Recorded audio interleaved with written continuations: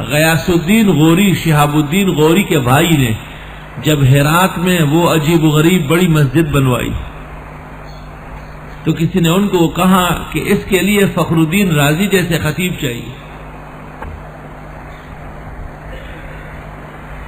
تو غیاث الدین غوری رئی گیا اور امام راضی سے درخواست کی کہ میں نے ایک مسجد بنائی ہے، میری خواہش ہے کہ آپ وہاں امامت و خطابت کریں.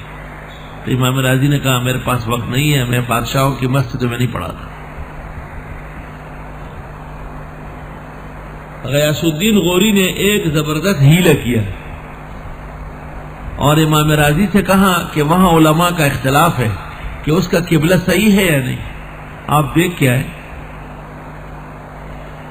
کم از کم ہمیں فیصلہ تو کر کے سنائے. تو امام راضی محقق اور امام سے کہا ٹھیک ہے چلتا ہوں. جب جانے لگے تو غیاث الدین غوری نے کہا حضرت کچھ دن تو لگیں گے، رئی سے ہرات دور ہے، شاگردوں کا نقصان ہوگا، درس والوں کو بھی لے چلے. تو انہوں نے کہا درس والوں کو بھی لے چلے. کہا آپ کے اہل خانہ بھی ساتھ ہو، کوئی کمی تو نہیں، بادشاہ کے مہمان ہیں آپ، تاکہ بے فکری رہے. تو امام راضی نے کہا ٹھیک ہے، بال بچوں اہل خانہ کو بھی ساتھ لے لیا. کہا اور جس جس کو آپ چاہے دوست و احباب کو وہ سب ساتھ ہو. ایک قافلہ تیار ہو گئے. جب ہرات پہنچے تو غیاث الدین غوری نے اپنے وزیر کو کہا کہ ایسا اکرام کرو کہ حضرت رئی کو بھول جائے. اللہ اکبر. قدر زر زر گر شناست قدر جوہر جوہر.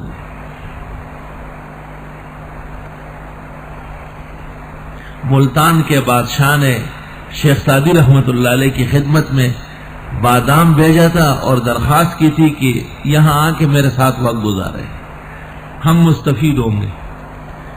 شیخ سعدی نے کہا میں نے خوارزم اور بالابک کے بادشاہوں کی دعوت قبول نہیں کی، تم کون ہوتے ہو؟ اور چونکہ مجھے آپ کے پاس آنا نہیں ہے تو ہدیہ بھی واپس ہے، بادام بھی واپس، گھوڑوں پر بادام واپس. ملتان کے بادشاہ کو جب یہ پتہ چلا کہ نہ حضرت آ رہے ہیں نہ ہدیہ قبول کر رہے تو بیمار پڑ گئے. وہ ذرا واپس چلے گئے اور شیخ سعدی کو شیراز میں کہا کہ خدا کے بندے ہدیہ تو قبول کرو، ہمارا بادشاہ مر جائے گا آپ کے غم میں. تو شیخ سعدی نے ہدیہ قبول کیا.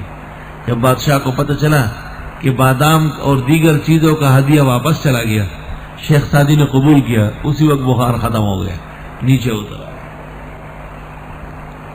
یوں امام راضی ہرات کے ہو کے رہے اور اب وہیں مدفون ہے.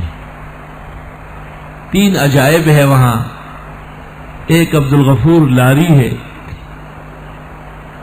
دوسرے عبید اللہ احرار ہے اور تیسرے فخر رازی ہے.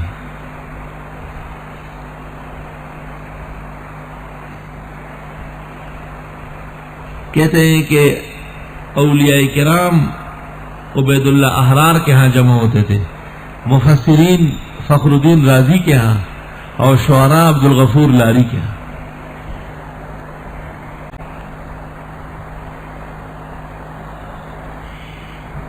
بہرحال تفسیر کبیر کسی سال درس یا وقت کی چیز نہیں ہے، عمر کی چیز ہے. وہ پوری عمر دیکھیں گے تب جا کے کچھ سمجھیں گے.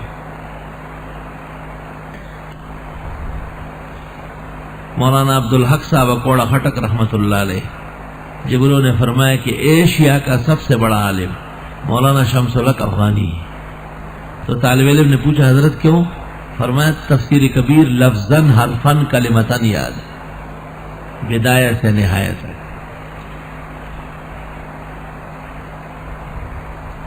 اللہ اکبر.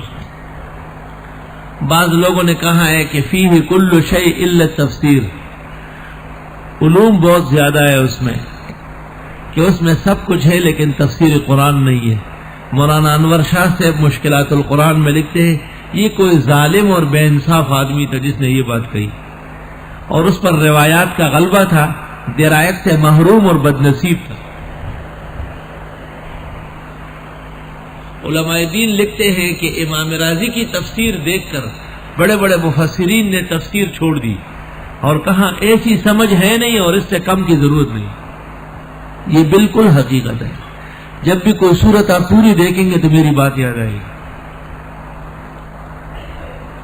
خود امام راضی کو بھی اس صلاحیت کا اندازہ نہیں تھا جو تفسیر میں ظاہر ہوئی. جیسے حکیم الامت مولانا اشرف علی صاحب کو خود پتہ نہیں چلا کہ بیان القرآن کیا چیز لکھی گئی ہے. وہ تصوف پر اور طریقت پر فخر کرتے رہے اور امت میں زبان اردو کے اندر جو خزائن علم اور تفسیر کے بیان القرآن میں ہیں شاید حکیم الامت کے واقعتاً سٹینڈرڈ اور مقام سے بہت اونچی تفسیر ہے. بہت زیادہ. جو بہشت زیور دیکھے اور جو ان کی سینکڑوں کتابیں دیکھے وہ نہیں سمجھے گا کہ بیان القرآن اس قلم کی لکھی ہوئی. مجھے خود مولانا کا علم اس وقت تسلیم ہوا ہے جب میں نے بیان القرآن دیکھا ہے. خاص کر بیان القرآن کے اندر جو انہوں نے مغازی حل کیے وہ آپ حواشی پڑھے تو میری بات یاد آئے گی. حالانکہ ان کی کتاب بوادر النوادر اردو زبان کی بدائع و صنائع ہے اور ان کی کتاب اصلاح انقلاب امت اردو زبان کی آداب الدین و دنیا ہے ماوردی کی.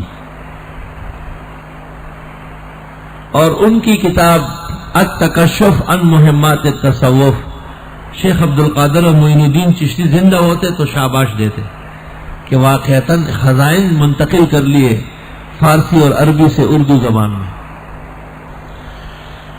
جو سائنسدان مزاج کے لوگ ہیں فیلسوف جسے کہتے ہیں انہوں نے اپنے اپنے دور کی تحقیقات اور ایجادات تفسیر میں بر دی. جیسے زمانے حال کے مصری عالم مفسر حکیم جوہر تنتانوی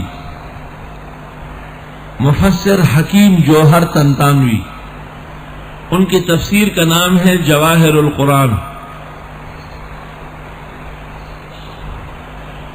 فی تفسیر الفلسفۃ الجدیدۃ والقدیمۃ من القرآن. حضرت الاستاذ مولانا یوسف صاحب بنوری مرحوم نے جامع ازہر کے اندر مجمع البحوث کے اندر شیخ جوہر کی موجودگی میں ان کی تفسیر کا رد کیا تھا. اور ان کا حاصل یہ تھا کہ شیخ آپ نے یہ تو کارنامہ انجام دیا کہ سائنسی علوم اور تحقیقات جو بوجہ انگریزی زبان میں ہونے کے بیشتر علماء کرام کی رسائی وہاں تک نہیں ہے، آپ نے عربی مبین میں ڈال کر علماء امت پر احسان فرمایا ہے. اور اب تفسیر جواہر کی وجہ سے ان کو سمجھنا بہت آسان ہو گیا. لیکن آپ نے سائنسی تحقیقات کو قرآن کریم کا مصداق ٹھہرایا ہے، جبکہ سائنسی تحقیقات آئے دن بدلتی ہے. 400 سال پہلے جو سائنسدان تھے ان کی سائنس موجودہ سائنس اس کو حماقت کہہ رہی ہے. تو ظاہر ہے ہم جس دور میں ہیں مثلا اس کے 400-500 سال بعد جو تحقیقات آئے گی اس میں جہاز نہیں اڑے گا. بس یہاں آپ کہہ دیں گے کہ مجھے سعودی عرب جانا ہے، جیسے لفٹ میں آپ بیٹھ کر 3 منٹ کے اندر وہاں اتر جائیں گے. تھیوری آ چکی ہے اس کی. اور دنیا کے اندر جتنے لوگ گزرے ہیں آپ صرف نام بتائیں گے ان کے تمام اقوال فضا میں محفوظ ہیں. وہ آپ کے پاس خود بخود سننے میں آئیں گے اور آپ اپنا آلہ جو ہے اسے صحیح رکھیں تو وہ لکھت کی صورت میں پوری فائلیں سامنے آئے.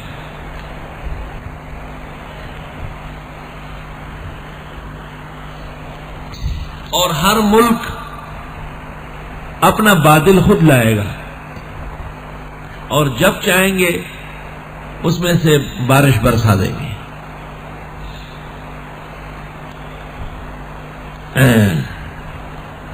تفسیر خطت کے اندر باقاعدہ اس کے تمام تھیوریاں درج ہیں. ظاہر ایک چیز جب سامنے نہیں آئی ہو تو لوگوں کو بہت تعجب ہوگا. کسی کو جا کے دیہاتوں میں بتایا کہ کراچی میں ایک رکشہ چلتا ہے، وہ جب آ کے یہاں رکتا ہے ایسا معلوم ہوتا ہے فائرنگ شروع ہوئے، ٹار ٹار ڈور ڈور ڈور ڈور.